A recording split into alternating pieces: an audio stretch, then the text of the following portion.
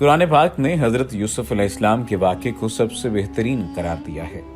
قرآن کریم میں یہ واحد صورت ہے جو ایک معصوم بچے کے نام سے نازل ہوئی جس کا نام یوسف ہے۔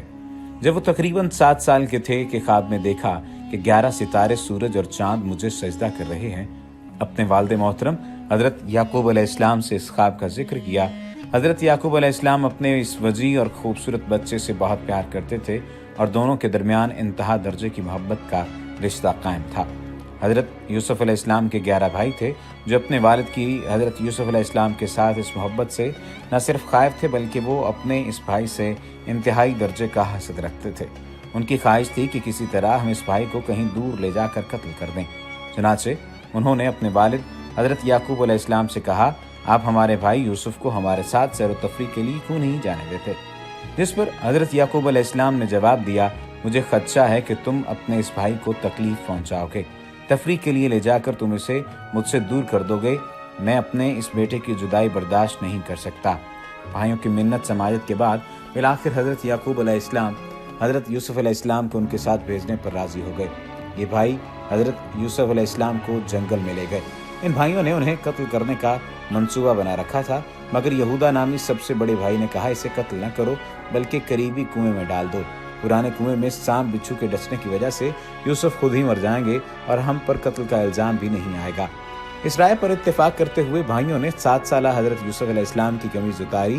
جب کنویں میں ڈالنے لگے تو حضرت یوسف علیہ السلام نے رحم کی اپیل کی، مگر انہوں نے ایک نہ سنی اور انہیں کنویں میں پھینک دیا، اور وہ جیسے ہی گرے اللہ تعالیٰ کی طرف سے بھیجے گئے ایک فرشتے نے حضرت یوسف علیہ السلام کو اپنی حفاظت میں لے کر کنویں میں ایک ابھری ہوئی محفوظ جگہ پر بٹھا دیا۔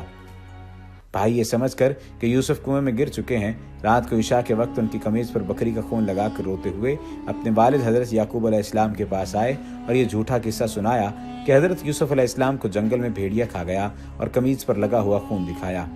حضرت یعقوب نے خون لگی ہوئی صحیح سالم قمیض دیکھ کر فرمایا، بیٹو تم میرے ساتھ دھوکہ کر رہے ہو۔ بھلا یہ بھیڑیا کیسا عقل مند اور سمجھدار تھا کہ اس نے یوسف کو تو کھا لیا مگر قمیض کو کہیں سے بھی نہیں کھایا اور قمیض صحیح سالم چھوڑ دی۔ بیٹوں کے پاس اس کا کوئی جواب نہیں تھا۔ حضرت یعقوب رو پڑے اور خود جنگلوں میں نکل کر حضرت یوسف علیہ السلام کو سال ہر سال تلاش کرتے رہے مگر حضرت یوسف علیہ السلام نہ ملے۔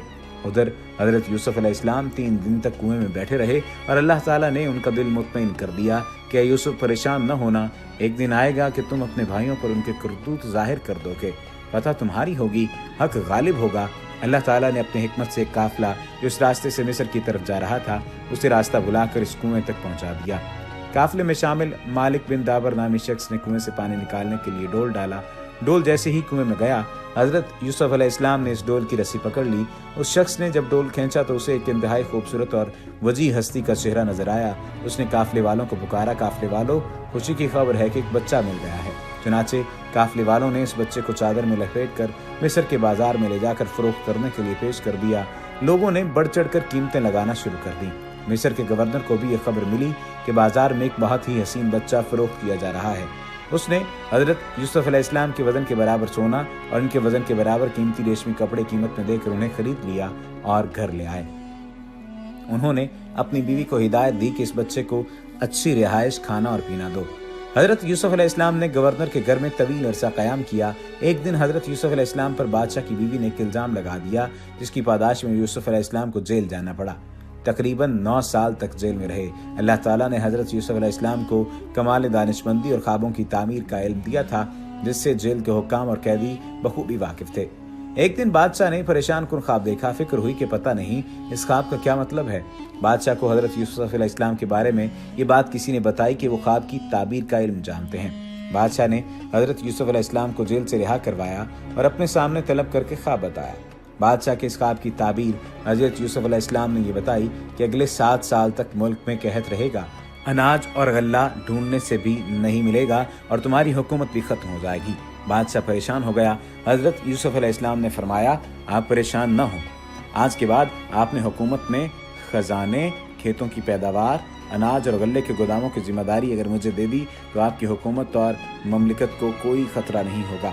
بادشاہ حضرت یوسف کی ہوشیاری اور ان کی ذکاوت اور قوت فیصلہ کی صفات سے واقف تھا۔ بادشاہ نے خزانے حضرت یوسف علیہ السلام کے حوالے کر دیے۔ حضرت یوسف علیہ السلام نے ان محکموں کی نگرانی شروع کی تو ظاہر ہے حکومت ترقی کرنے لگی اور मुल्क में खुशहाली आना शुरू हो गई। बादशाह इस तरक्की पर हैरान भी होता और खुश भी। बादशाह ने एक दिन अपने दरबार में जश्न का एहतमाम किया और हज़रत यूसुफ अलैहिस्सलाम के सर पर ताज रखकर मजलिस में बिठाया और पूरी हुकूमत की तमाम जिम्मेदारियां उनके सुपुर्द करके खुद गोशा नशीन हो गया। हज़रत यूसुफ अलैहिस्सलाम की इस मुआशी तरक्की, गल्ले और अनाज की फरावानी की खबरें मिस्र से बाहर दीगर ममालिक में भी फैलने लगी। ये इत्तलात शाम में हज़रत याकूब तक भी पहुंची। हज़रत याकूब अलैहिस्सलाम की अपने बेटे से जुदाई को 33 साल का अरसा बीत चुका था और इस गम में रोते रोते उनकी बीनाई खत्म हो चुकी थी। हज़रत याकूब ने अपने बेटों से कहा, सुना है मिस्र का बादशाह बड़ा रहम दिल है, वो हर आने वाले को गल्ला देता है, तुम भी जाओ गल्ला ले आओ। चुनाचे ये सब भाई मिस्र पहुंचे। उनके वहमो गुमान में भी न था कि जिस भाई को हमने कुएं में फेंका था वो न सिर्फ जिंदा है बल्कि किसी मुल्क का बादशाह बन चुका है। जब ये भाई हज़रत यूसुफ के दरबार में पहुंचे, हज़रत यूसुफ अलैहिस्सलाम ने अपने भाइयों को पहचान लिया मगर भाइयों ने नहीं पहचाना। हज़रत यूसुफ अलैहिस्सलाम ने हिकमतन खुद को अनजान जाहिर करते हुए सवाल किया, तुम क्या करने आए हो? भाइयों ने जवाब दिया, हमारे इलाके में कहत पड़ा है, हमें कुछ अनाज और गल्ला दे दीजिए। हज़रत यूसुफ ने सारा गल्ला और अनाज दे दिया। बातों बातों में हज़रत यूसुफ ने भाइयों के सामने राज इफ्शा करने का फैसला किया और कहने लगे, तुम्हें वो ज़माना याद है कि तुमने अपने भाई यूसुफ के साथ क्या मामला किया था? सुन लो, मैं ही यूसुफ हूँ जिसे तुमने धुतकार कर कुएं में फेंक दिया था। उसे अल्लाह ताला ने मिस्र की सल्तनत अता कर दी थी जिससे तुम आज गल्ला मांगने आए हो। जब भाइयों ने ये जुमले सुने तो चकरा कर गिर पड़े। उन्हें यकीन नहीं आया। वो बार बार पूछते कि क्या वाकई आप यूसुफ हैं? फौरन हाथ जोड़कर मुआफ़ी मांगने लगे। सैयदना यूसुफ अलैहिस्सलाम के बारे में लेकर बहुत सारी ऐसी बातें हैं जिनको बहुत ज़्यादा जिक्र में लाया गया है, यानी बहुत सारी बातों में उससे मुराद उनके 3 ख्वाब ऐसे हैं जिनका बहुत ज़्यादा जिक्र किया जाता है। सूरह यूसुफ मक्की सूरा है, कुरान मजीद की 12वीं सूरा है और इसमें 111 आयात और 12 रुकू हैं। ये कुरान मजीद के 12वें और 13वें पारे में है। इस सूरत का नाम यूसुफ इसलिए रखा गया कि इसमें सैयदना यूसुफ अलैहिस्सलाम के वाक़यात हैं और हालात ज़िंदगी तफसील से बयान किए गए हैं। सैयदना यूसुफ अलैहिस्सलाम की जाए पैदाइश और जाए सुकूनत फ़लस्तीन में हिब्रोन थी, जिसका दूसरा नाम अल खलील है और ये शहर दुनिया का कदीम तरीन शहर है और आज भी फ़लस्तीन में आबाद है और मुसलमानों की अक्सरियत का शहर है। हज़रत याकूब अलैहिस्सलाम बाद को किसी वक्त अपने ख़ानदान को अल खलील से किनान लेकर आए थे और यहीं आबाद हुए। हज़रत यूसुफ अलैहिस्सलाम 30 साल की उम्र में मुल्क मिस्र के फरमारवा बने और 80 साल तक बिला शिरकत गैरे पूरे मिस्र पर हुकूमत करते रहे। हुक्मरान बनने से पहले 8-9 साल कैद खाने में रहे और अपनी हुकूमत के 9वें या 10वें साल हज़रत याकूब अलैहिस्सलाम को पूरे ख़ानदान के साथ फ़लस्तीन से मिस्र भी बुला लिया गया। 110 साल की उम्र में वफात पाई। वसीयत के मुताबिक उन्हें फ़लस्तीन में नाबलस के मकाम पर दफन किया गया। नाबलस, जिसको पहले सकम कहते थे, बैतुल मक़दस से 30 मील के फासले पर वाक़ है।